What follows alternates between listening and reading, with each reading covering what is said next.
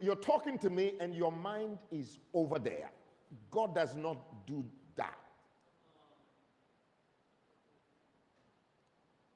God is demanding. He wants all. You have to be all in. Tap someone and say, be all in. All right, so we're going to continue reading, and I need you to be all in. All in. And he said to him, you have answered rightly. Do this and you will live. So if you don't do this, you die.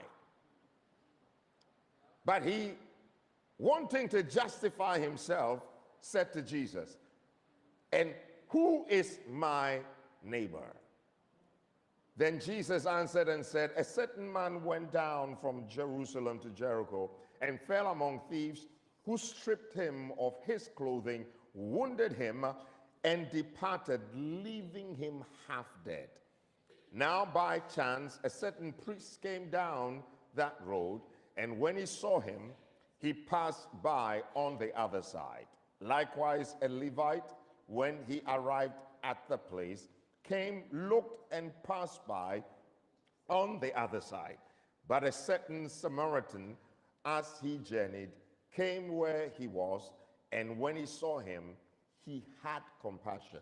So he went to him and bandaged his wounds, poured on oil and wine, and set him on his own animal, brought him to an inn, and took care of him.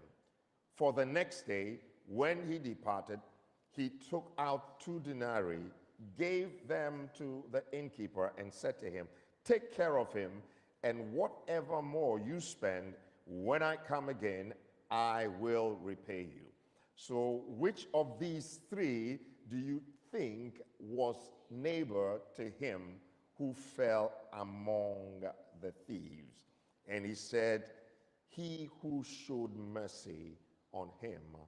Then Jesus said to him, go and do likewise. Look at someone and say, go do likewise. Go do likewise. I love this exchange. He comes testing Jesus. He comes to see where he stands. He comes to see how he can justify himself, making sure that Jesus understands that he's on track, he knows what it's about, and Jesus probably needs a little bit of help. All right, but I'd love also that he was straight to the point in terms of his response. How do I access this eternal life? He answered it correctly. He had everything to the T. He knew what to say, how to say it, when to say it. But the issue was that the practicality of it was missing. Your ability to regurgitate what God expects of you is one thing, and living it on Tuesday, Wednesday, and Thursday is another thing. Now, he is saying, you got to love your neighbor as yourself. Then he turns around and he's asking Jesus, who is my neighbor?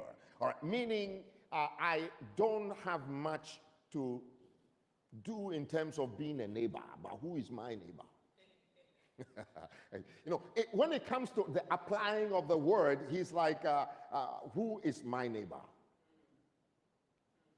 Dependent on who my neighbor is how I would apply the word. And God is like, it starts with you. Are you neighbor enough?